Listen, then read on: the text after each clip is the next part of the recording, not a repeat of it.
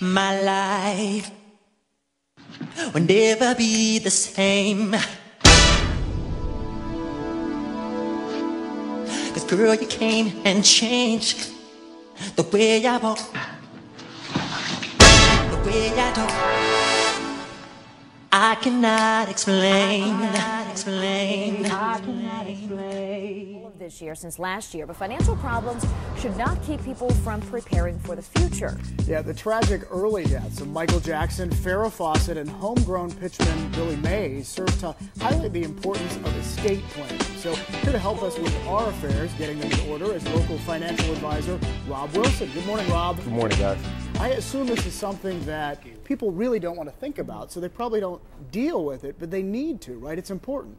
Yeah, it's really unfortunate that it takes such tragic events like the death of Michael and Farrah Fawcett and Billy Mays, and even we had Steve McNair this weekend, for folks to look at an example and think about things that could affect them. But the fact is, you know, less than 55% of the people in America have an estate plan or some type of will. So there are varying reasons for this. I think the first of all being that ignorance is bliss. People just don't want to think about the prospect of dying.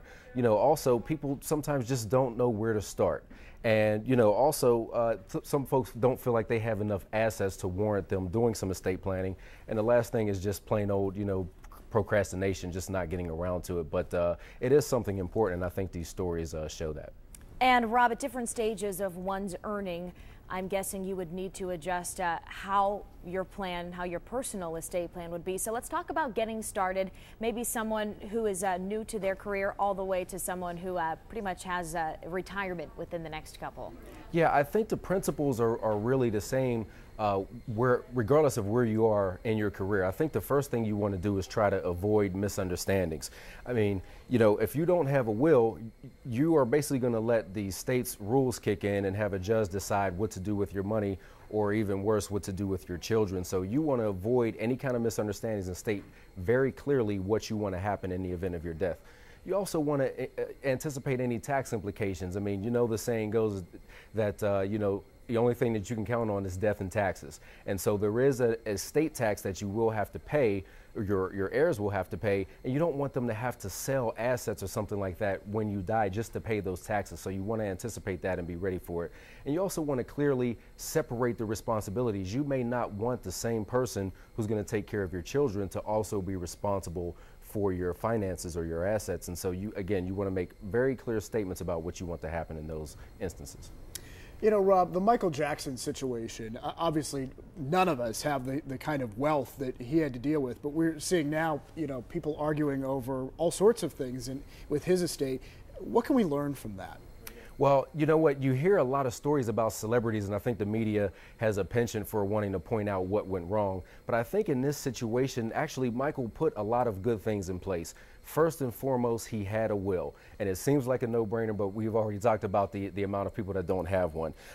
You know, he avoided a lot of misunderstanding by clearly naming each of his children and specifically excluding his former wife, Debbie Rowe, from any inheritance. And this is really important because, you know, people can sue for anything in this country, but if you can be as specific as you can, it increases the chances that your wishes will be carried out. You also want to think about developing a trust. Putting your assets in a trust will allow your assets to avoid probate, which is the legal process of disposing of your estate. Now, there's been talk about the percentages and who's going to get what, and those are somewhat speculatory because the trust keeps that stuff private. You also want to name a guardian. We talked about this. You don't want the state deciding who's going to take care of your children. You want to rely on some competent advisors. Michael picked a very prominent attorney and businessman to handle his affairs. And let's face it, I know you love your family, but they may not be competent enough or responsible enough to handle these issues. And, you know, first and foremost, you want to plan before it's too late. Death doesn't know whether you've written a will or done an estate plan. So, you know, don't wait until the last minute. Great advice, as always, Rob Wilson, financial advisor. And Rob, we appreciate your time and advice. Definitely a good thing to get going, no matter what your age. Absolutely. Thanks a lot. And Sonny, good luck. I'll miss you on Thursday. Well, I'll miss seeing you too, Rob. Thanks. Best of luck.